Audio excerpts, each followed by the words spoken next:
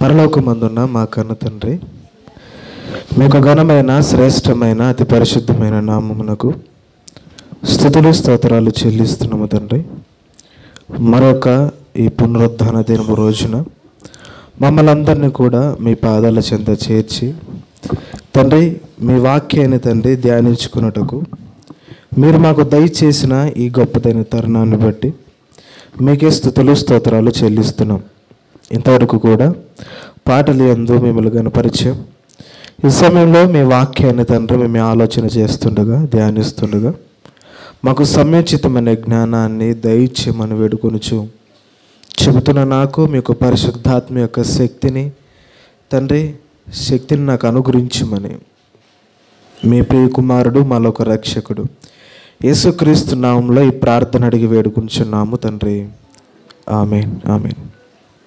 దయచేసి అందరూ కూర్చుందాం. రైట్. మొదటిగా తండ్రి అయిన దేవునికి నా హృదయపూర్వకమైనటువంటి కృతజ్ఞతాస్తుతులు చెల్లిస్తూ ఉన్నాను. ఇది వాల్యూమ్ పెంచుకోదుగా. అలాగే చేరవచ్చిన దేవుని పెళ్ళైన మీ అందరికీ ప్రభువైన యేసుక్రీస్తు నామములో నా హృదయపూర్వకమైనటువంటి వందనాలు తెలియజేస్తున్నాను అందరికీ. మరి దేవుడిచ్చిన మహాకృపను బట్టి మరి యొక్క ఈ పునరుద్ధాన దినము రోజున మరి మనందరం కూడా కలుసుకొని దేవుని మాటలను ధ్యానించుకున్నటకు దేవుడు మనకు దయచేసిన ఈ గొప్పదైన తరుణాన్ని బట్టి దేవునికి స్తుతులు చెల్లిస్తూ, పిల్లలందరూ కూడా ఇటువైపు చూడండి.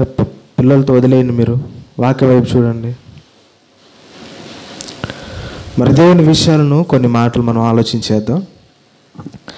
మరి గత కొన్ని రోజులుగా మరి ఇంతకుముందు మరి సువార్త గురించి కొన్ని విషయాలు ధ్యానించాం. పౌలు గారి యొక్క మొదటి సువార్త ప్రయాణంలో ప్రారంభముగా కొన్ని విషయాలు మనం ఆలోచన చేసాం. పౌలు గారు ఎక్కడి నుంచి వచ్చారు, ఆయన ముందు ఎలా బ్రతికేవాడు, ఆయన జీవిత చరిత్ర ఏంటి, ఇందుకు ఎలా ఆయన మారాడు అని పరిచయాన్ని కొన్ని మాటలు మనం చూసుకున్నాం. బైబిల్లో బాగా ఆలోచించాలి. పౌలు గారి యొక్క మునుపటి చరిత్రను మనం చూసుకున్నాం. పౌలు గారి యొక్క ప్రయాణం కంటే ముందుగా పరిచయాన్ని మాత్రమే మనం చూసుకున్నాం. మళ్ళీ ఈరోజు పౌలు గారి యొక్క మొదటి ప్రయాణాన్ని మనం ప్రయాణిస్తున్నాం కనుక చాలా జాగ్రత్తగా వినాలి. మిమ్మల్ని అడుగుతాను మధ్యలో,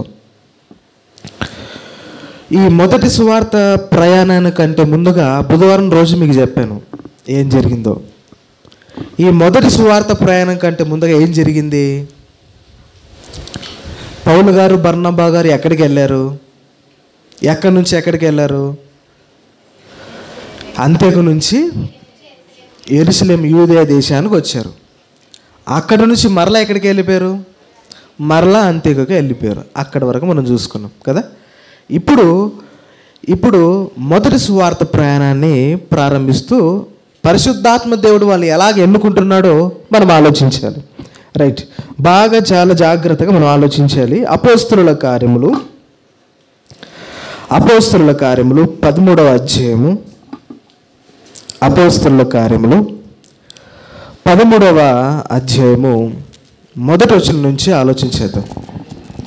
అపోస్తలుల కార్యములు 13వ అధ్యాయము మొదటి నుంచి మనం చాలా జాగ్రత్తగా ఆలోచించాలి. ఇంతకీ బర్నబా గారు ఎవరో తెలుసా మనకు? బర్నబా గారు.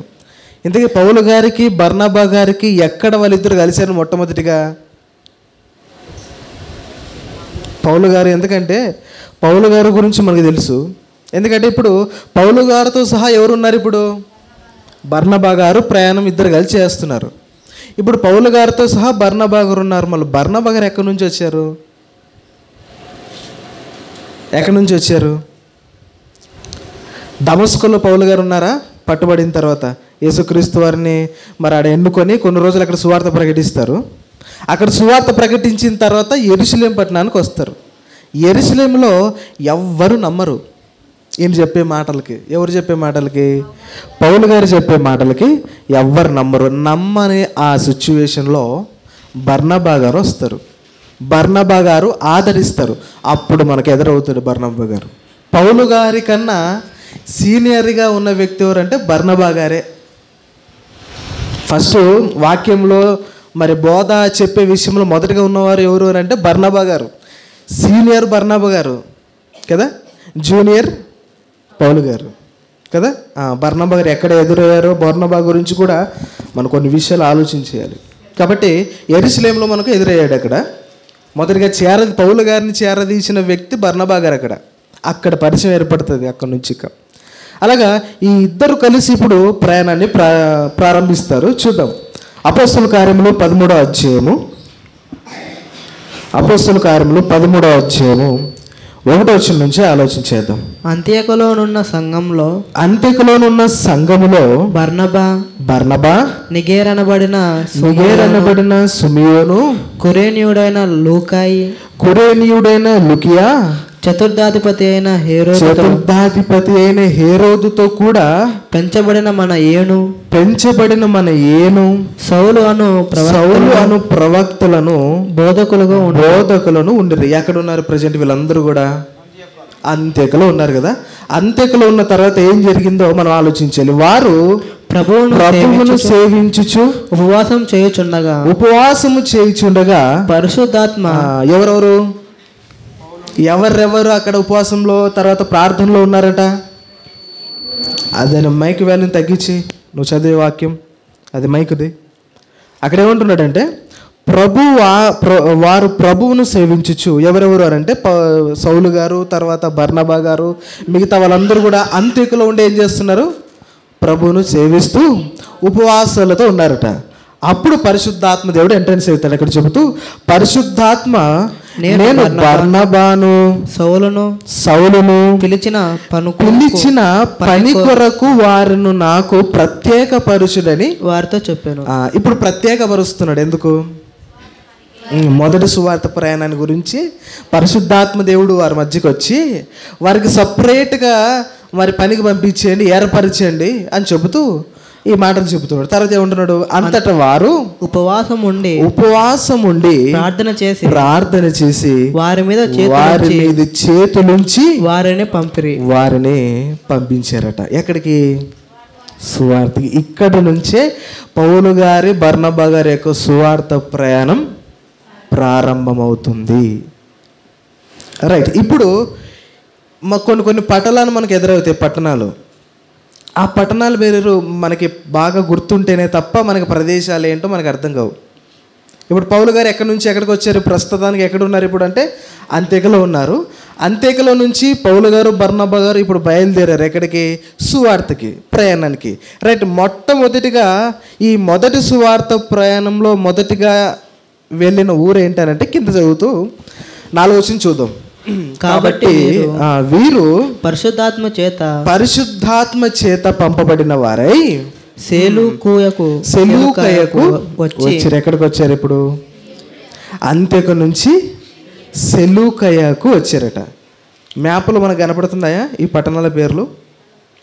చూద్దాం. ఎందుకంటే ఆ పట్టణాలు ఎంత దూరంలో ఉన్నాయో, ఆ యొక్క డిస్టెన్స్ ఎంత ఉందో మనకు తెలియాలి. ఒకసారి మ్యాప్ మనం వెనకలు చూద్దాం. ఒక్కసారి ఈ అపోస్తలుడైన పౌలు గారు ప్రయాణం చేసిన ప్రయాణంలో మనకి బైబిల్లో కింద మరి అపోస్తలుడైన పౌలు ప్రయాణం చేసిన ప్రదేశాల్లో ఈ దమస్కు, యెరూషలేము, తర్వాత పైన అంత్యోకగా మనకు కనబడుతుంది.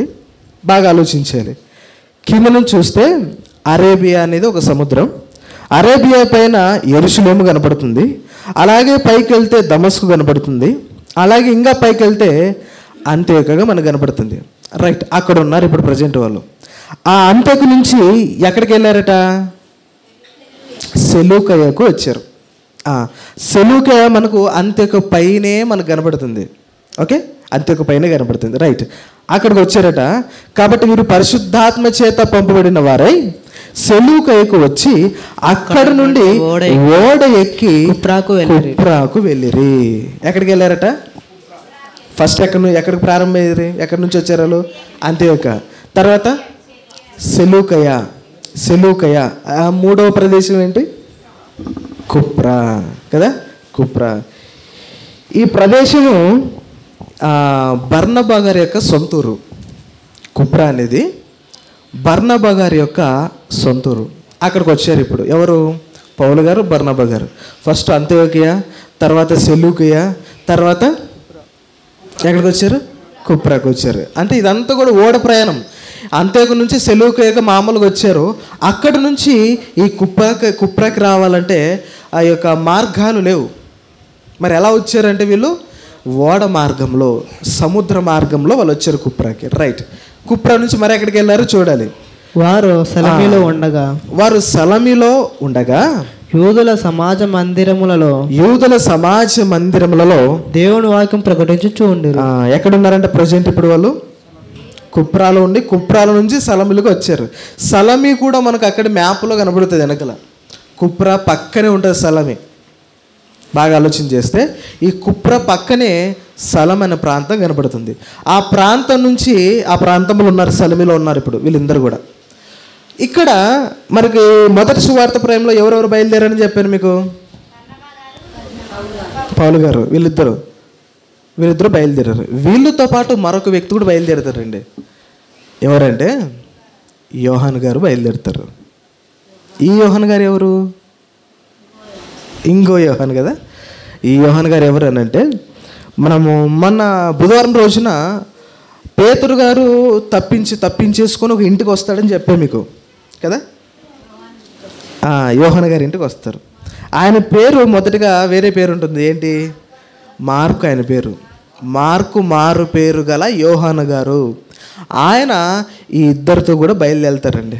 మొత్తం స్టార్టింగ్లో ముగ్గురు బయలుదేరుతారు. కానీ మధ్యలో స్టాప్ అవుతాడు. ఎవరు? యోహాను గారు. స్టార్టింగ్లో అయితే ముగ్గురు కలిసి బయలుదేరుతారు. కొద్ది ముందుకు వచ్చేసరికి ఈ యోహాను గారు కూడా బంద్ అయిపోతారు, స్టాప్ అవుతారు. ఎందుకో అవి కూడా ఆలోచించేద్దాం. రైట్. ఇప్పుడు ఎక్కడున్నారు ప్రజెంట్ వాళ్ళు? చూద్దాం. సలమీలో ఉన్నారు. రైట్. సలమీలో ఏం చేస్తున్నారట వాళ్ళు?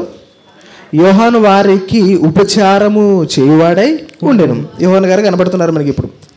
తర్వాత వారు ఆ దీపమంతటా సంచరించి అంటే ఈ సెలూకయ తర్వాత కుప్రా తర్వాత సలమి ఉంది కదా. సలమి అనేది ఒక ద్వీపం. ఆ ద్వీపంలో అందరికీ సువార్త ప్రకటించారు.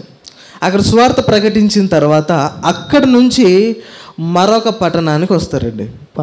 ఆ పట్టణమే పాపు. ఈ మొదటి సువార్త ప్రయాణంలో కొంతమంది ఎదురవుతారు కదా. కొంతమంది ఆ పౌలు గారికి ఎదురుగా నిలబడతారు. కొంతమంది ఆ ఎదురుగా నిలబడిన ఆ వ్యక్తులలో మొదటి వ్యక్తే ఈ పాపులో మనకు కనపడతాడు. ఈ పాపు పట్టణంలో ఒక పాపి కనపడతాడు. ఇది ఒక గుర్తు మనకి.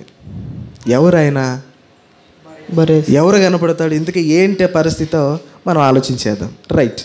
వారు ఆ ద్వీపం అంతటా, ఏ ద్వీపం అది? సలామి. ఓకే. సలామి ద్వీపం నుంచి పాపు అనే ఊరికి వచ్చినప్పుడు గారిడివాడును అబద్ధ ప్రవక్తైన బర్యీసు అనే యొక్క యూదుని చూచితిని. రైట్. అతను ఎవరట? బర్యేసు కాదు, బర్యీసు కదా. బర్యీసు అనే వ్యక్తి అక్కడ ఆ యొక్క పాపులో కనబడతాడు. అతను చేసే వృత్తి ఏంటట? గారిడి చేయుడు. గారిడి తెలుసా మనకి? గారిడి అంటే ఏం చేస్తారు? మ్యాజిక్నే. ఇప్పుడు ఉన్నది లేనట్టుగా, లేనిది ఉన్నట్టుగా కదా. వాళ్ళు మన దగ్గరకు వచ్చి డబ్బులు తీస్తుంటారు మట్టిలో నుంచి. ఆ డబ్బుల గురించి మరలా కష్టపడుతుంటారు. ఆ డబ్బులు వాళ్ళు సంపాదించుకోలేరు మరలా. అది గారిడి. ఉన్నది లేనట్టుగా, లేనిది ఉన్నట్టుగా చేసే వాళ్ళని గారిడి అంటాం మనం. అలాగా ఆ పాపు పట్టణంలో ఊర్లోట ఒక గారిడి వ్యక్తి ఉన్నాడట. అతని పేరు బర్యీసు. చూద్దాం. రైట్. వారు ఆ ద్వీపం అంతటా సంచరించి పాపు అను ఊరికి వచ్చినప్పుడు గారిడి వాడును అబద్ధ ప్రవక్తయునైన బర్యీసు అనే యొక్క యూదుని చూసింది. ఇతను ఎవరు? యూదుడు తర్వాత గారిడి చేయవేడు వ్యక్తి. తర్వాత 7 చూస్తే ఇతడు వివేకము గల వాడైన ఇక్కడ మరొక పౌలు కనబడుతున్నాడు మనకు. ఈ మొదటి సువార్త ప్రాయంలో పౌలు గారు తెలుసు మనకు. ఈ పౌలు గారు కాకోకుండా మరొక పౌలు కనబడుతున్నాడు మనకి ఇక్కడ. ఎవరు? సెర్గే అనబడిన పౌలు. చూద్దాం అతను ఎవరు ఇంతకీ చూద్దాం. 7 చూస్తే ఇతడు వివేకము గలవాడైన సెర్గే పౌలు అనే అధిపతి యొద్ద నుండెను. ఎవరున్నారు? కాదు, మీరు రాంగ్ ట్రాక్లోకి వెళ్తున్నారు. బాగా ఆలోచించాలి. పౌలు గారు కాదు, పెర్గే అనబడిన పౌలు ఉన్నాడే అధిపతి. ఇప్పుడు అధిపతి ఉన్నాడు. అధిపతి దగ్గర ఎవరున్నారు? బరియసు వ్యక్తి. అందుకని 7 చూస్తే 6 బరియసుని ఒక యూదుడు చూచితిని అతడు, అందుకని మీరు బాగా ఆలోచించాలి, అతడు వివేకము గలవాడైన సెర్గే పౌలు అను అధిపతి దగ్గర ఉండెను. ఎవరున్నారు? ఎందుకనంటే ఆ గారడి చేయాలంటే ఒంటరిగా ఉంటే కాదు, అధికారుల దగ్గర ఉండి చేస్తే బాగా లాభం వస్తుంది. అందుకని యూదులు కూడా అండి డైరెక్ట్ అటాక్ చేయట్లేదు వాళ్ళ మీద, వాళ్ళ యొక్క అపోస్తుల మీద. అధికారుల దగ్గర కుమ్మక్కై వీళ్ళు పౌలు గారి మీద కానీ అపోస్తుల వారి మీద కానీ మళ్ళీ అటాక్ చేసేవారు. అలాగా ఈ బరియసున వ్యక్తి కూడా ఏం చేస్తున్నాడు? ఈ అధిపతి దగ్గర, అధికారి దగ్గర ఉన్నాడు. ఇతను ఎవరు? బాగా వివేకం కలిగిన వాడట కదా, ఆలోచించే వ్యక్తి. అధిపతి దగ్గర ఉంటాడు.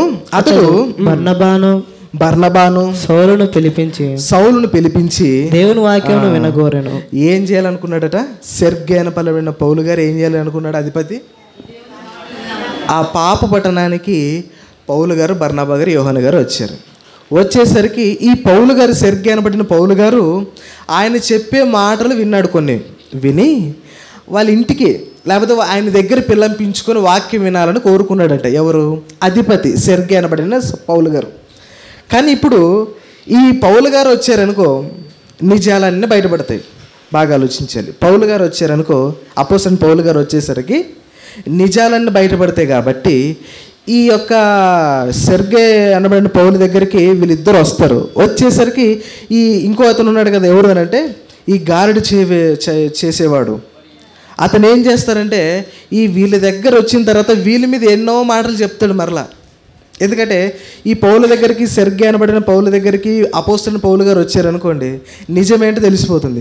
ఈ గారడి చేసే అతని వ్యక్తి గారడి అని తెలిసిపోయిన తర్వాత అతను దూరం చేస్తాడు అని అనుకొని ముందుగానే ఇతని మీద లేనిపోని మాటలు చెప్తాడు. ఎవరు? బరియసు. ఎవరి మీద? అపోస్తలుడైన పౌలు గారి మీద కదా. ఇప్పుడు వినాలని ఎవరికో ఆశగా ఉంది? అధిపతికి, సెర్గే అనబడిన పౌలు గారికి వాక్యం వినాలని కోరుకున్నాడట. తర్వాత ఏం జరిగిందో చూద్దాం. అయితే ఎలుమా ఆ అధిపతిని విశ్వాసం నుండి తొలగింపవలెనను యత్నము చేసి. ఎలుమ ఎవరు? ఎలుమ ఎవరు? ఫస్ట్ మనకి ఇక్కడ బాగా ఆలోచించాలి. మనకి ఇక్కడ సెర్గే అనబడిన పౌలు గారు కనపడుతున్నారు. తర్వాత అపోస్తలుడైన పౌలు గారు కనపడుతున్నారు. తర్వాత గారడి చేవేడు ఆ బరియసు కనపడుతున్నాడు. బర్నబా గారు కనపడుతున్నాడు. వీళ్ళు నలుగురు మనకు కనపడుతున్నాడు. మరి సెలుమ అనగానే ఎవరు ఇక్కడ?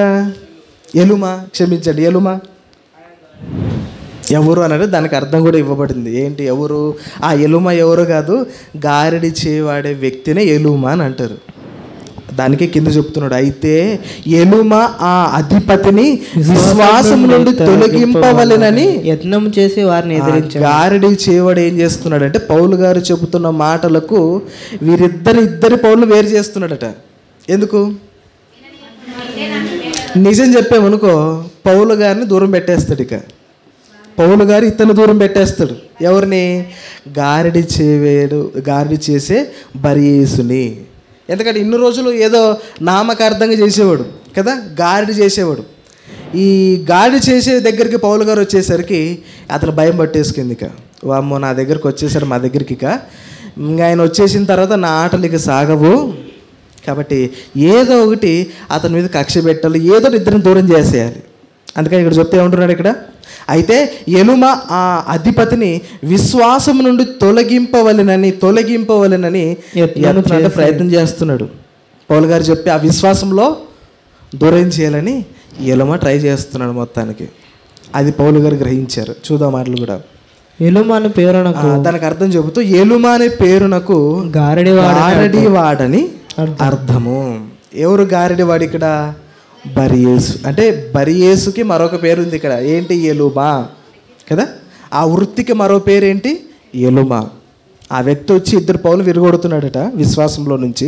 9వ వచనం చూస్తే, అందుకు పౌలు అనబడిన సౌలు పరిశుద్ధాత్మతో నిండిన వాడై అతని తేరు చూశారట. ఎవరిని? ఇప్పుడు బాగా ఆలోచించాలి ఇక్కడ. బర్నబా గారు ఎలాంటి వాడంటే, ఎలాంటి వ్యక్తి అని అంటే, స్మూత్గా డీల్ చేసే వ్యక్తి. పెద్ద ఆవేశపడ్డు, ఎక్కువ కోపడ్డు కదా. బర్నబా గారు స్మూత్గా డీల్ చేస్తాడు ఏదైనా. కానీ యొక్క అపోస్తులు అయినటువంటి పౌలు గారు అంత స్మూత్ కాదు. ఎలా చెప్పగలము అని అంటే, ఆయన చరిత్ర చూస్తే మనకు అర్థమవుతుంది కదా. ఎలాగా క్రైస్తవులైన వారు చంపాడు, భయంకరంగా చంపాడు కదా అందరినీ. చాలా రఫ్ అండ్ టఫ్ అండి పౌలు గారు. బర్నబా గారు సైలెంట్గా అక్కడ చెప్పలేదు, కానీ పౌలు గారు ఈ తన్ను అనేంత వరకు ఏమనలేదండి పౌలు గారు.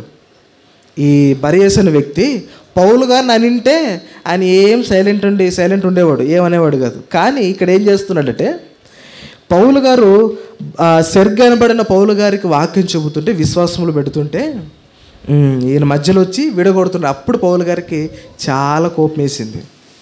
తను అనేంత వరకు తను కోపలేదు. మనలో ఇక్కడ ఒక మంచి లక్షణం చెప్తున్నాడు. ఇక్కడ ఏంటంటే, మనల్ని కానీ మన వ్యక్తిగతంగా కానీ ఎవరేమన్నా వదిలేయడమే మంచిది.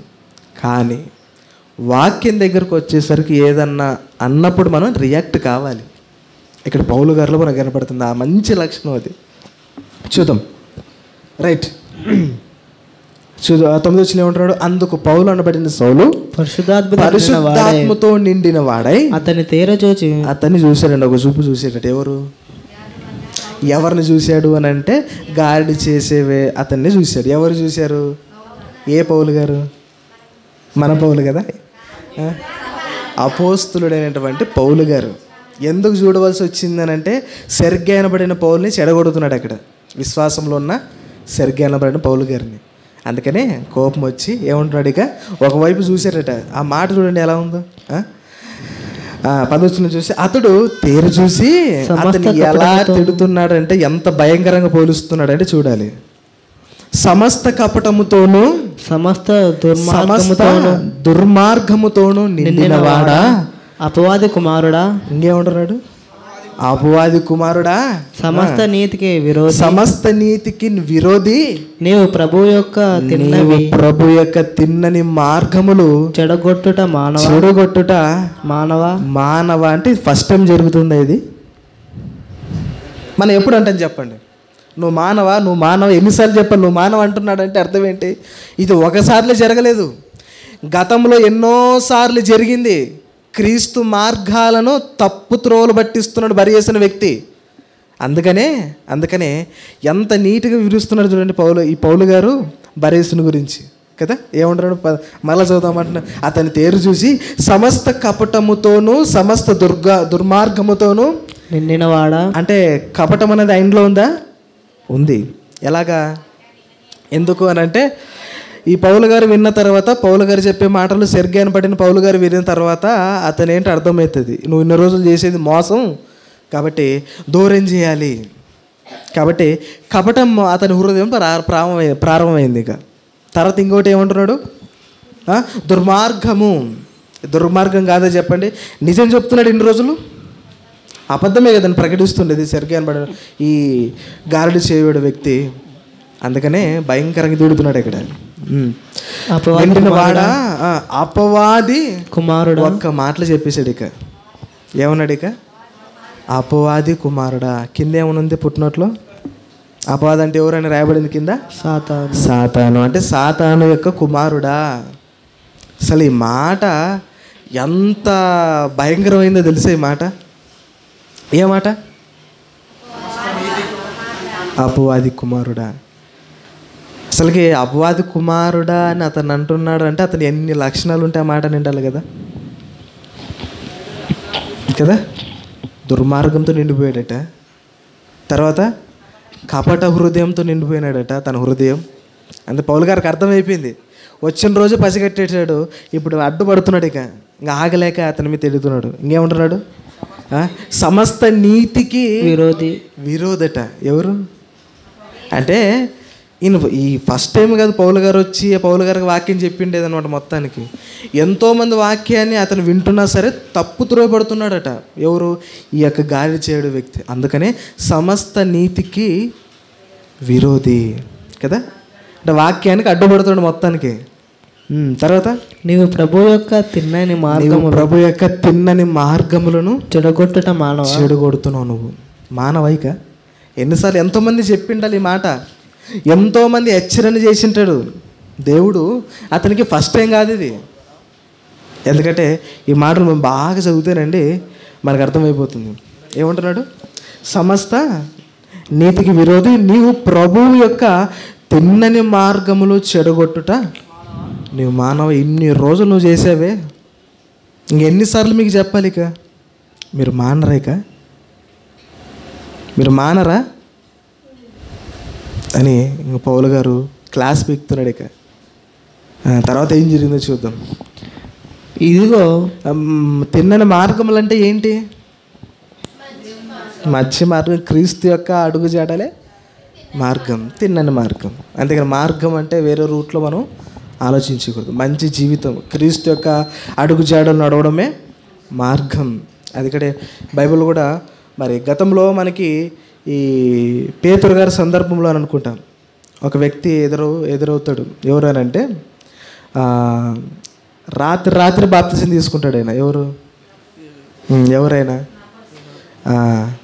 ఒక అధికారి అయినా కదా, రాణి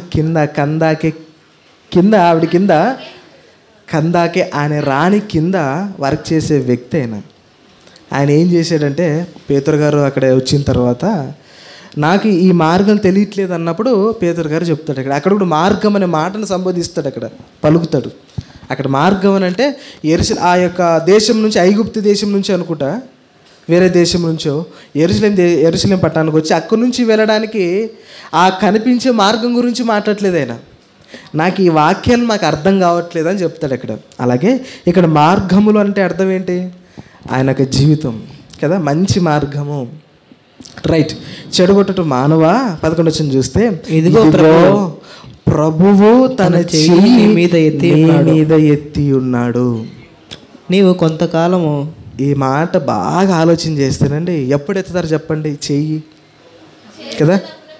తప్పు చేసినప్పుడు కానీ, కోపం వచ్చినప్పుడు కానీ, తల్లిదండ్రులుగా పిల్లల మీద ఏం చేస్తాం? వాడప్పుడు చెయ్యి ఎత్తుతాం కదా. మరి దేవుడే చెయ్యి ఎత్తుతున్నాడంటే ఇంకేం పరిస్థితి చెప్పండి అతనికి ఇక. ఎందుకంటే అండి, ఆదరించేవాడే దేవుడిక, ఆదరించేవాడే చెయ్యి ఎత్తుతున్నాడంటే ఎవరు ఆదరిస్తారు ఇక కదా? దిక్కు లేని వాడికి దేవుడే దిక్కు అన్న మాట మనం విన్నామే. ఆ దిక్కు కలిగిన దేవుడే నిన్ను శపిస్తాను, తిడతాను, కొడతాను, చంపేస్తాను అన్నప్పుడు ఎవరి దగ్గరికి వెళ్ళి దాక్కుంటాం? తల్లిదండ్రులు పిల్లల దగ్గర ఏం చేస్తాం? బయటోడు కొట్టేసరికి తల్లి దగ్గరికి వెళ్తాం, తల్లి కొడితే తల్లి దగ్గరికి వెళ్తాం. ఇద్దరు ఆప్షన్స్ ఉన్నాయి మనకి కదా. మరి దేవుడుగా ఉన్నాడు మనకు ఒకే ఆప్షన్ కదా. ఆయనే తిరుగుబడితే, ఆయన మనల్ని తిడితే, ఆయనే మనల్ని కొడితే ఎవరి దగ్గరికి వెళ్తాం ఇక కదా? అలాంటి సిచ్యువేషన్ రాకోకుండా మనం చూసుకోవాలి కదా. అందుకని ఇలాంటి సిచ్యువేషన్ ఇప్పుడు ఎవరికి ఎదురైంది? ఇప్పుడు బరియెసు అనే గారిడి చేయవాడు వ్యక్తికి. ఆ ప్లేస్లో మనమే ఉంటే ఆ మాటలు మనం జీర్ణించుకోగలమా? ఆలోచించాలి ఒకసారి. రైట్. తర్వాత ఏం జరిగింది చూద్దాం. నీవు కొంతకాలము, పైన చూస్తే 11 వచ్చి, ఇదిగో ప్రభువు తన చెయ్యి నీ మీద ఎత్తి ఉన్నాడు. అంటే ఏంటి? నాశనం ఇక అతనికి అని అర్థం. ఇక ఎత్తి ఉన్నాడంటే అర్థం ఏంటి? ఇక నాశనం. తర్వాత నీవు కొంతకాలము గుడ్డివాడవై సూర్యుని చూడుకుందు అని చెప్పాను.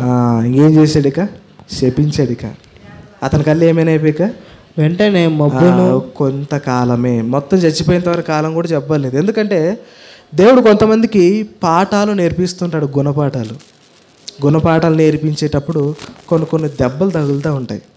అవి మనం నేర్చుకుంటూ ఉండాలి. గుణపాఠాలు నేర్పించేటప్పుడు నేర్చుకుంటూ ఉండాలి. అంతేగాని రివర్స్ అయిపోయినాం అనుకో, ఆ గుణపాఠము వేరే పాఠంగా మలిచిపోతుంది. అంతేనా? గుణపాఠం దేవుడు మనకు చెబుతున్నప్పుడు వినాలి. లేదు నాకేంటి పాఠం అని రివర్స్ తిరిగామనుకో, గుణపాఠం కాకోకుండా చివరి పాఠం అయిపోతుంది మనకప్పుడు కదా.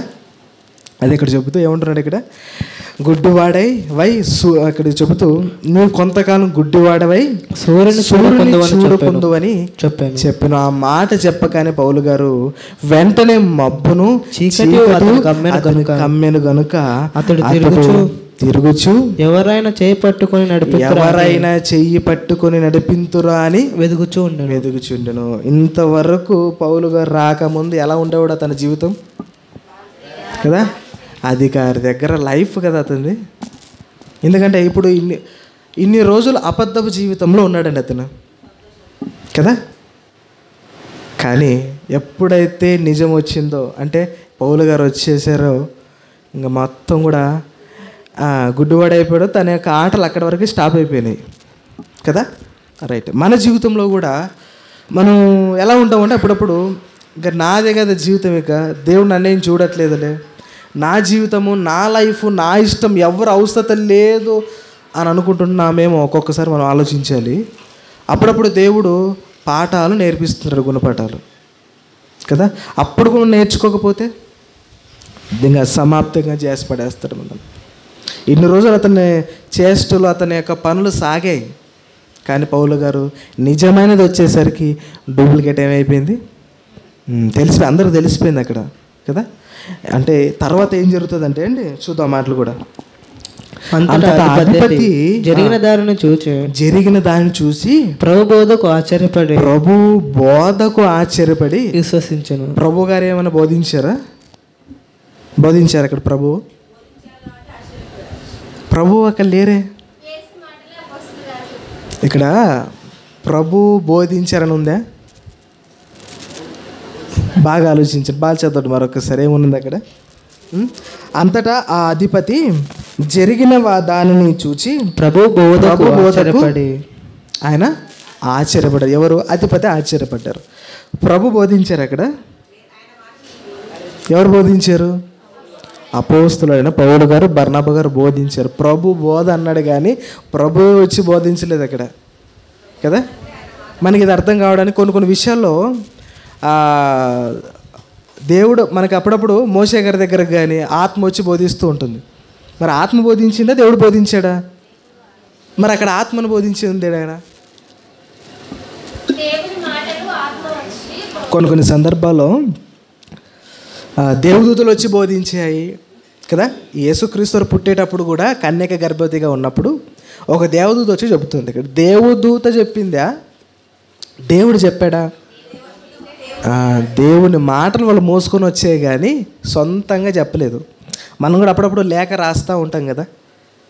అంతేగాని లేఖ రాసిన తర్వాత అతను మధ్యవర్తి వెళ్ళి చదివి వినిపిస్తాడు చదువు రాని వారికి. అంతేగాని నేనే చెప్పినానని అతను చెప్పడు.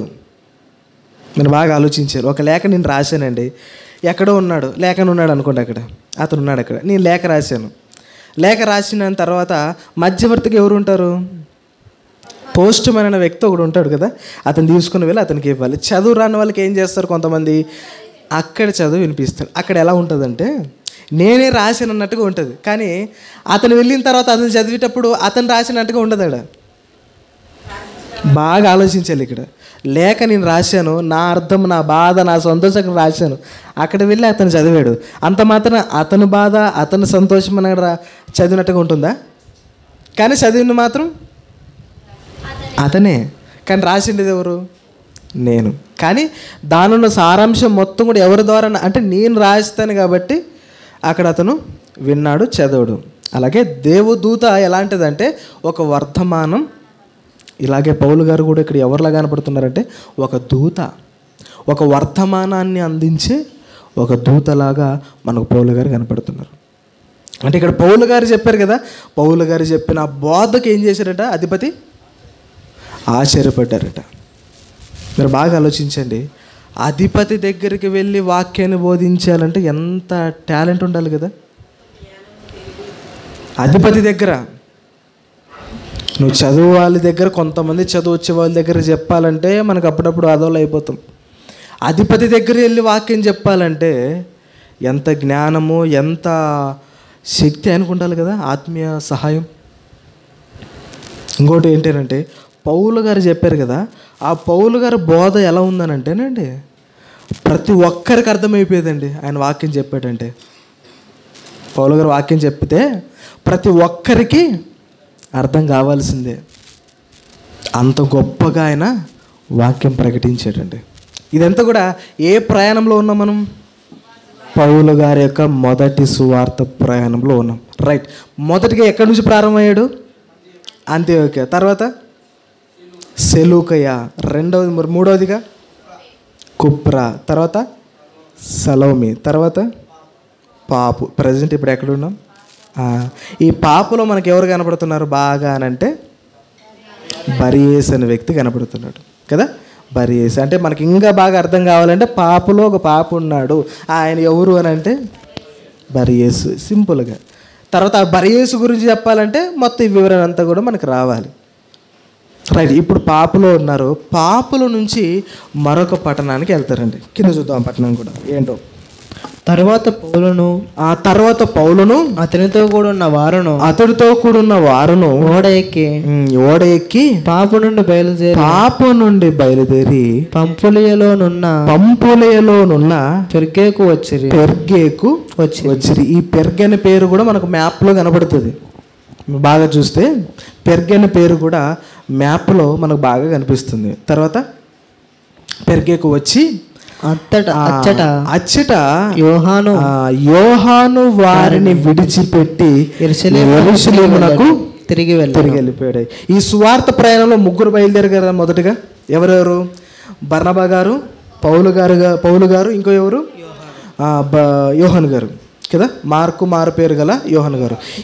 ఇదంతా జరిగిన తర్వాత ఈ అంత్యోక్యకు వచ్చారు. ఇప్పుడు అంత్యోక్యలో ఎక్కడున్నారు ఇప్పుడు ప్రజెంట్ వాళ్ళు? పెర్గేలో ఉన్నారు కదా. ఆ పెర్గేకి వచ్చిన తర్వాత అక్కడ యోహాను గారు కూడా డ్రాప్ అయిపోయి మరలా యెరూషలేముకి వెళ్ళిపోతారట ఆయన కదా. ఇతను గురించే రెండో సువార్త ప్రయాణం బర్నబా గారు రారు. ఎవరి గురించి? ఈ యొక్క యోహాను గారి గురించే రెండవ సువార్త ప్రయాణంలో బర్నబా గారు కనిపించారు. ఇతను రావాలా అని బర్నబా గారు ఉంటే పౌలు గారు వద్దు అని. ఎందుకు? ఈ సువార్త ప్రయాణంలో స్టార్టింగ్లో బాగానే ఉన్నాడు. కొంత దూరం వచ్చేసరికి నేను భరించలేను, నేను చేయలేనని వెనక్కి వెళ్ళిపోయాడు. దాని గురించి ఇద్దరు అక్కడ కొద్దిగా వాదోపవాదాలు జరుగుతాయి. ఎవరి గురించి? ఈ యోహాను గారి గురించి కదా. రైట్. ఇప్పుడు ఎక్కడికి వచ్చారు వీళ్ళందరూ కూడా? పెర్గేకి వచ్చారు. రైట్. మళ్ళీ పెర్గే నుండి బయలుదేరి పిసిదియాలోనున్న అంత్యోక్యకు వచ్చి విశ్రాంతి దినమందు సమాజ మందిరములోనికి వెళ్ళి కూర్చుండిరి. ఇక్కడ ఏం జరిగింది? విశ్రాంతి దినం ఏ రోజు పడుతుంది? ఆదివారం పడుతుంది. ఆదివారమేలే, శనివారమేనా? క్రీస్తు కాలంలోనే ఏ కాలంలో అయినా శనివారం రోజున విశ్రాంతి దినము. మొత్తం కూడా అక్కడ జరుగుతుంది. అది ఏ రోజు అని అంటే శనివారం. ఎందుకంటే విశ్రాంతి దినమును మనం ఏం చేయాలంటే ఇశ్రాయేల్ ప్రజలకు ఇచ్చిన ఆజ్ఞ ఏంటి అంటే మీరు ఏం చేయాలి? ఒక్క మాట చెప్పండి. మీరు పరిశుద్ధంగా ఆచరించాలి ఆ రోజుని కదా. ఇంకేం చేయకూడదు ఆ రోజు. ఇంకేమి అందరూ కూడా ఉపవాసంతో ఉండాలి. అదొక రోజు అది. కాబట్టి దాన్ని విశ్రాంతి దినము అని రాయబడింది కదా. ఇప్పుడు విశ్రాంతి దినము రోజున ఎక్కడికి వచ్చారు ఇప్పుడు వీళ్ళు? పిసిదియాలోని. వాళ్ళు ఎక్కడి నుంచి వచ్చారు? ఫస్ట్ అంత్యోక్యలో వచ్చారు. ఆ అంత్యోక్య వేరు, ఇప్పుడు కనపడే పిసిదియాలోని అంత్యోక్య వేరు. ఇప్పుడు మ్యాప్లు చూద్దాం. రెండు అంత్యోక్యలు కనపడతాయి మనకి కదా. చూద్దాం మ్యాప్ ఒక్కసారి. ఎందుకంటే మనకి రెండు పేర్లు ఇక్కడ కనపడుతున్నాయి కనుక మన మ్యాప్ను కంపల్సరీగా చూడాలి. ఫస్ట్ మనం ఎక్కడున్నాం? అంత్యోక్యల నుంచి వచ్చాం కదా. రైట్. అంత్యోక్యల నుంచి పైకి సెలూకయ, తర్వాత కుప్రా, సలమి, పాపు, తర్వాత పాపు కుప్రా పైనే పెర్గ అని ఉందా? చిన్న అక్షరాలతో ఉంటుంది మనకి పెర్గె కదా. పెర్గే కనపడుతుందా? ఆ పెర్గే పైన కొలెస్సే, తర్వాత లవోదికియా, తర్వాత పైనే అంత్యోక్య ఉంది. కనబడుతుందా? ఈ అంత్యోక్య పేరే పిసిదియాలోని అంత్యోక్య. ఇప్పుడు పౌలు గారు, బర్నబా గారు ఇప్పుడు అక్కడికి వచ్చారు. అర్థమైందా? పౌలు గారు, బర్నబా గారు ప్రజెంట్ ఇప్పుడు పిసిదియాలోని అంత్యోకులో ఉన్నారండి. వచ్చి ప్రశాంతంగా వాళ్ళు కూర్చున్నారు. ఎందుకంటే సమాజ మందిరంలో అప్పుడు ఇంకా విశ్రాంతి దినం రాగానే అందరూ కూడా ఏం చేసుకునే వాళ్ళంటే ధర్మశాస్త్రాన్ని, ప్రవక్తల గ్రంథాలని చదివేవారు కదా. సమాజంలో ఉన్న వారందరికీ ఏం చేసేవారంటే అధికారులైన వారు ఈ ధర్మశాస్త్రాన్ని, ప్రవక్తల గ్రంథాలను వచ్చి చదివి వినిపించేవారు. ఇప్పుడు వాళ్ళు ఈ అధికారులు చెబుతున్నారంట పైన. కింద ఆ పిసిదియా అంత్యోకులో ఆ పట్టణంలో చెబుతున్నప్పుడు పౌలు గారు, బర్నబా గారు వాళ్ళ మధ్యలో కూర్చున్నారు. ఎవరు? పౌలు గారు, బర్నబా గారు. ఇప్పుడు వీళ్ళు వాక్యం చెబుతున్నారు. ఇక్కడ ఒక గొప్ప విషయం కనపడుతుందండి. ఏంటంటే పౌలు గారికి వాక్యం మీరు చెప్పండి అనకపోయినా చెప్పే గుణం పౌలు గారిది కదా. పౌలు గారి యొక్క లక్షణం ఏంటంటే మీరు అడగవలసిన అవసరం అయింది. ఎక్కడ ఛాన్స్ దొరికితే చాలు అక్కడ చెప్పాలి సువార్త. ఎక్కడ ఛాన్స్ దొరికితే చాలు అక్కడ చెప్పాలి. ఛాన్స్ దొరకాలని అవకాశంలో పౌలు గారు ఎలాంటి వాడో మనకు అర్థమైంది. అలాంటి సిచ్యువేషన్లో ఇక్కడ ఒక సందర్భం ఎదురవుతే చూద్దాం వాటిని. ఎందుకంటే ఇక్కడ పౌలు గారిని చూసి మనం ఏం నేర్చుకోవాలి అంటే, బోధకులుగా కానీ వాక్యం చెప్పేవారుగా కానీ ఎల్లప్పుడూ సిద్ధంగా ఉండాలి వాక్యం చెప్పడానికి. అవునా? ఇక్కడ చూద్దాం ఒకసారి ఆ మాటను కూడా చూద్దాం. ధర్మశాస్త్రమును 14 వచ్చిన మరలా చదువుతాం. అప్పుడు వారు, నేను చదువుతాను, అప్పుడు వారు పెర్గే నుండి బయలుదేరి పిసిదియలోనున్న అంత్యోకుకు వచ్చి విశ్రాంతి దినమందు సమాజ మందిరంలోనికి వెళ్ళి కూర్చున్నారు. ఎందుకు కూర్చున్నారు అక్కడ అంటే, అక్కడ ధర్మశాస్త్రాన్ని, ప్రవక్త గ్రంథాలను చెబుతున్నారు. అదే చెప్తున్నాడు ఇక్కడ. 10వ వచనం చూస్తే, ధర్మశాస్త్రమును, ప్రవక్తల లేఖనములను చదివిన తర్వాత, అంటే ఇంతవరకు ఏం జరుగుతుంది అక్కడ? వాక్యాలు చెబుతున్నారు. ఎవరు? ఈ యాజకులు, అధికారులు ఉంటారు కదా, అందరూ కూడా ధర్మశాస్త్రాన్ని చెబుతున్నారండి. చెప్పిన తర్వాత వాళ్ళ వాక్యం చెప్పేది అయిపోయింది. తర్వాత ఏం జరిగింది చూద్దాం. తర్వాత సమాజపు అధికారులు ఏమంటున్నారంటే, సహోదరులారా ప్రజలకు మీరు ఏదైనా బోధవాక్యము చెప్పవలెనని ఉన్న ఎడల చెప్పుడని వారికి వర్తమానము చేసిరి. ఏం చెప్పారు ఇక? పౌలు గారికి మంచి లక్ అండి అది. ఏంటి? పౌలు గారి యొక్క మనసు ఎట్లా ఉంటుంది? అడగకపోయినా చెప్పే గుణం పౌలు గారిది. ఇప్పుడు అవకాశం వచ్చింది చెప్పండి అన్నప్పుడు ఇంకా పౌలు గారు ఊరుకుని ఉంటారా?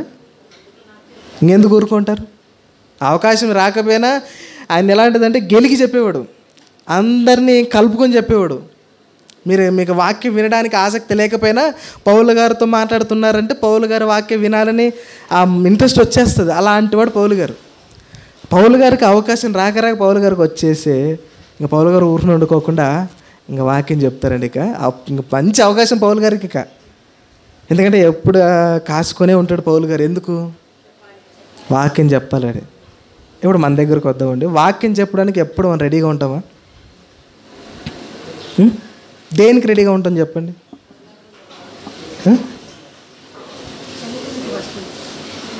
అర్థం కాదు. సెల్లు చూడడానికి అంటున్నారా? ఇట్లా అంటుంటే నాకు అర్థం కాలేదు.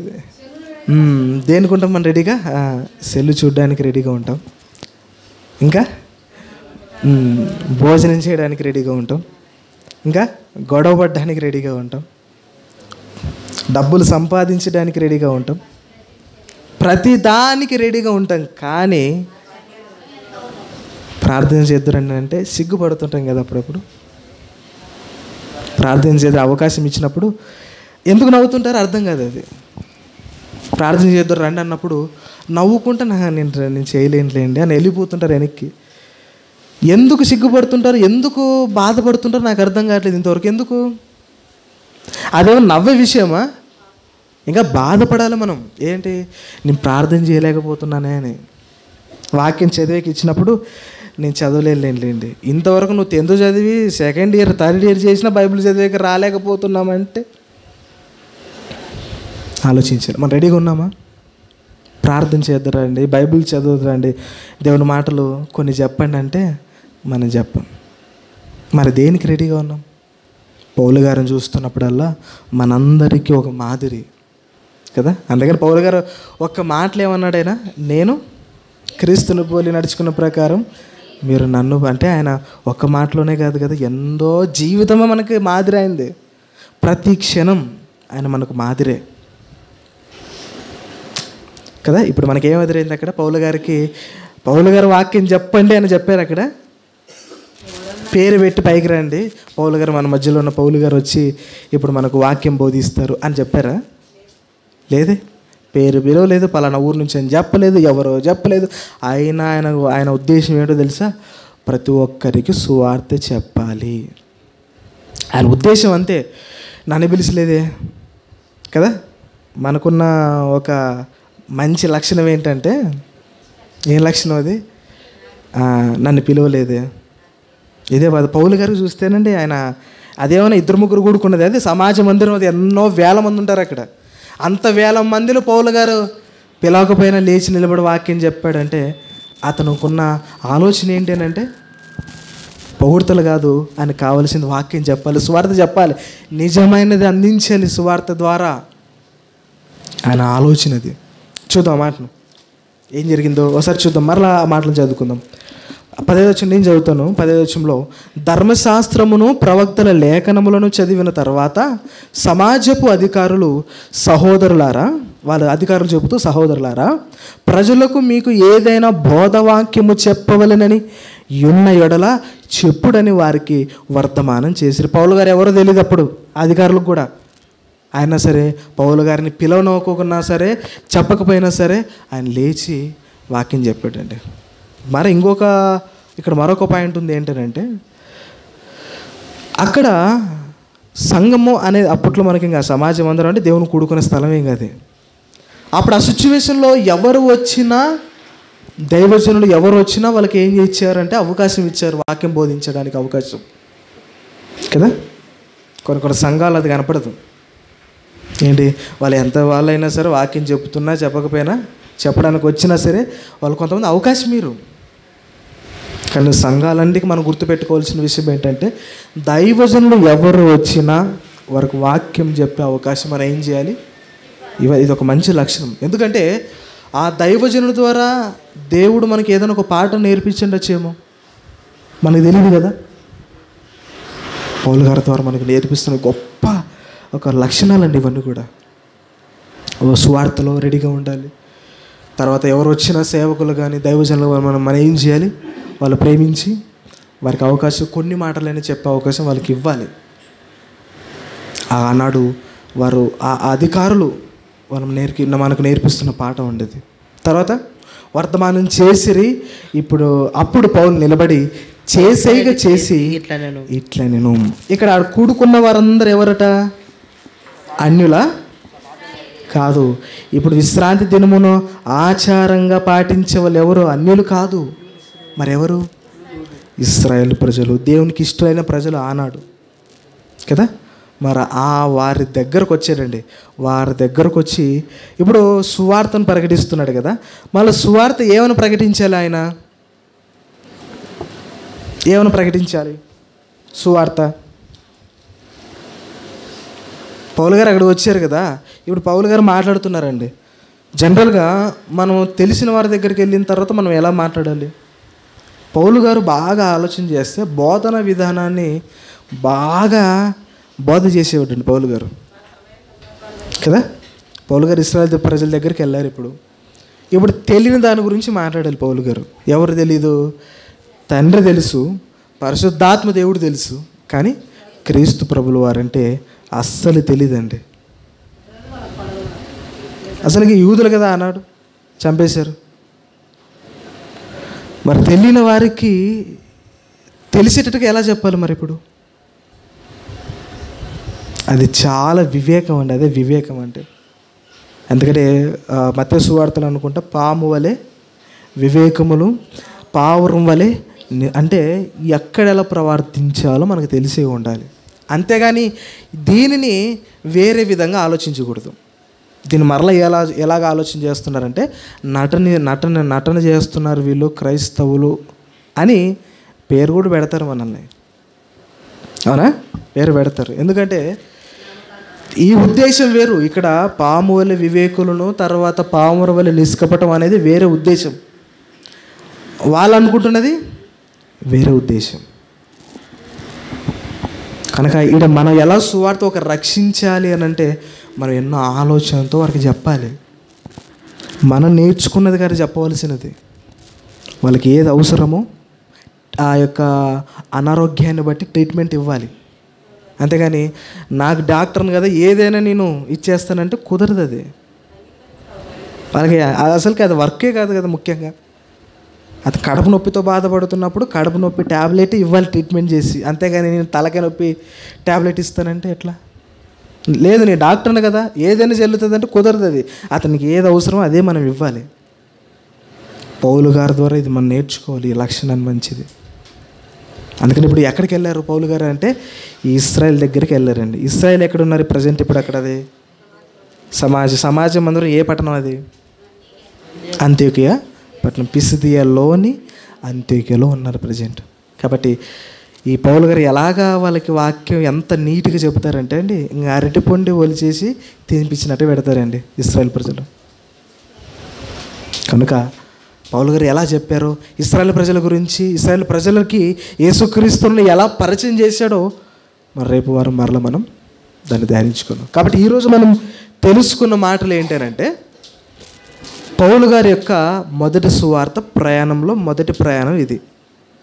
మొదటి సువార్త ప్రయాణం ఎక్కడి నుంచి ప్రారంభించారు? మొదటిగా అంత్యోకియ, అంత్యోకియ నుంచి సెలూకయ, తర్వాత కుప్రా, తర్వాత సలోమి, తర్వాత పాపు కదా. పాపులో ఏం జరిగింది? మనకి ఇంపార్టెంట్ విషయం. పాపులో ఏం జరిగింది? ఒక గారడి బరియేసు అనే వ్యక్తి అక్కడ మనకు కనపడతాడు. ఆ సందర్భం మనకు అర్థమైంది. అక్కడి నుంచి ఎక్కడికి వస్తారంట? మరలా పెర్గేకి వస్తారు కదా. పెర్గే నుంచి మరలా ఎక్కడికి వెళ్తారు? పిసిదియాలోనే అంత్యోకియాకి వస్తారు. ఈ ప్రాంతాల్లో ఒక్కొక్క ప్రాంతానికి దాదాపుగా 100 మైళ్ళు ఉండేవట. ఈ ప్రాంతానికి దాదాపుగా 100 మైళ్ళను వాళ్ళు ప్రయాణం చేశారట. 100 మైళ్ళు దాదాపుగా. మొత్తం మొదటి సువార్త ప్రయాణం మైళ్ళు మొత్తం లెక్కేస్తేనండి 1400 మైళ్ళు ప్రయాణం చేశారంట వాళ్ళు. మొదటి సువార్త ప్రయాణం మొత్తం కూడా కిలోమీటర్కి లెక్కేస్తేనండి దాదాపుగా 2000 చిల్లర పైన ఉన్నాయి. 2000 కిలోమీటర్ పైన 2600 2800 ఉన్నాయి సంథింగ్. అక్కడ అన్ని కిలోమీటర్లు ప్రయాణం చేశారండి కారు నడుకున. తర్వాత ఈ యొక్క సముద్రంలో బోటు ద్వారానే కాలి నడుకుతూనే అన్ని కిలోమీటర్ ప్రయాణం చేశారండి. అది దాదాపుగా మరి 1400 మైళ్ళు అనుకుంటున్నా, రైట్ అదేలేండి, 1400 మైళ్ళు వాళ్ళు ప్రయాణం చేశారట. కనుక ఓన్లీ ఈ కాలంలోనే ఈ మొదటి సువార్త ప్రయాణంలోనే ఇంతలా ప్రయాణం చేసినప్పుడు రెండో సువార్త ప్రయాణంలోనండి దాదాపుగా 4000 చిల్లర కిలోమీటర్ ప్రయాణం చేస్తారంట వాళ్ళు. 4000 చిల్లర. ఇంకా మొదటి ప్రయాణంలోనే ముగించబడలేదు మనం. ఇంకా ఎంతో చదువుకుంటూనే ఆయాసం వేస్తుంది మనకు. చదువుకుంటేనే తిరిగితే కదా, చదువుకోవడానికి ఇంత ప్రయాసపడుతున్నాం మనం కూర్చొని చదవడానికి. తిరగాలంటే ఎంత కష్టం కదా. కనుక ఈరోజు మనం నేర్చుకున్న పాఠం ఏంటంటే పౌలు గారి యొక్క మొదటి ప్రయాణము అంత్యోకియ నుంచి ఆ పిసిదియాలోని అంత్యోకియ వరకు మనం నేర్చుకున్నాం. అర్థమైనాయా? ఏ పట్టణాల నుంచి వచ్చారో? ఫస్ట్ అంత్యోకియ, తర్వాత సెలూకయ, తర్వాత కుప్రా, తర్వాత సెలోమి, తర్వాత పాపు, తర్వాత పెర్గే, తర్వాత చివరిగా పిసిదియాలో. ఈ ప్రాంతాలన్నీ కూడా చాలా గొప్పగా సువార్త ప్రకటించారు. మనం ఈ బైబిల్ ఎటువంటిది అంటే ఒక మాటలో చెప్పాలంటే ముఖ్యాంశాలు లాంటివండి ఇవి. మనకు వార్తలు వచ్చేటప్పుడు ఈరోజు జలప్రలయంలో ఇంతమంది చచ్చిపోయారని ఒక మాట చెప్పి స్టాప్ చేస్తారు. ముఖ్యాంశాలు అంటే అలాగే ఉంటాయి. తర్వాత వివరణలోనికి వెళ్తారు. మనం ఇంకా ముఖ్యాంశాలు ఇవి చదువుకుంటున్నది, ఇంకా వివరణలో నిలబడి హిస్టరీని ఆలోచన చేస్తానండి ఇంకా లోతు ఉంటుందండి అలాగే. కనుక ఆ లోతును మనం ఏం చేయాలి? తోవాలి. కనుక దీన్ని ఆలోచించేయాలి. కాబట్టి ఈరోజు మనం నేర్చుకునే విషయాలను మన హృదయాన్ని మనం పదిలపరుచుకుందాం. అలాగే పౌలు గారి యొక్క బోధన విధానాన్ని మనం బాగా ఆలోచించాలి. అక్కడ అధికారులు వారికి అవకాశం చెప్పకపోయినా, పేరు ఇవ్వకపోయినా నేను చెప్పాలని పైకి వచ్చి వాక్యం చెప్పాడైనా, అందుకని పేరు పెట్టి ఆయన్ని పిల్లంపిల్లి. ఇది ఒక మంచి లక్షణం పౌలు గారి నుంచి మనం నేర్చుకోవాలి. కనుక ఈ మాటలు నన్ను హెచ్చరించుకుంటూ మిమ్మల్ని హెచ్చరిస్తూ ఈ మాటలు ముగిస్తున్నాను. కాబట్టి కళ్ళు మూసుకోండి, ప్రార్థన చేసుకుందాం. పరలోకమందున్న మా కన్న తండ్రి, మీ యొక్క ఘనమైన శ్రేష్టమైన అతి పరిశుద్ధమైన నామమునకు స్తుతులు స్తోత్రాలు తండ్రి. ఇంతవరకు తండ్రి నేను సువార్త ప్రయాణంలో భాగముగా పౌలు గారి యొక్క మొదటి సువార్త ప్రయాణాన్ని నేను ప్రారంభించాం తండ్రి. వారి యొక్క ప్రయాణాన్ని అన్నిటిలోనైనా మీరే ఉన్నారని మేము నమ్ముచున్నాం తండ్రి. ఎలాంటి పరిస్థితులు వచ్చినా పౌలు గారికి తండ్రి, బర్నబా గారికి మిమ్మల్ని మాత్రం వాళ్ళు వదులుకోకుండా గొప్పగా సువార్తను ప్రకటించారు. అలాంటి మనస్సును మాకు కూడా దయచేయమని వేడుకొనిచున్నాం. విన్న ప్రతి మాటను తండ్రి మా హృదయమైన పలిక మీద రాసుకొని ఎల్లప్పుడూ దానినైనా స్మరణగా తెచ్చుకున్నటకు కృప దయచేస్తానని వేడుకొనుచు, మరలా మీ చిత్తం మీద బ్రతుకుంటే మరొకసారి మీ మాటలను తండ్రి ధ్యానించుకుంటూ ఆలోచన చేస్తూ మా ఆత్మీయ జీవితాన్ని బలపరుచుకున్నటకు కృప దయచేస్తారని మీ ప్రియకుమారుడు మాలోక రక్షకుడు యేసుక్రీస్తు నామంలో ఈ ప్రార్థన అడిగి వేడుకుంటున్నాము తండ్రి. ఆమేన్, ఆమేన్.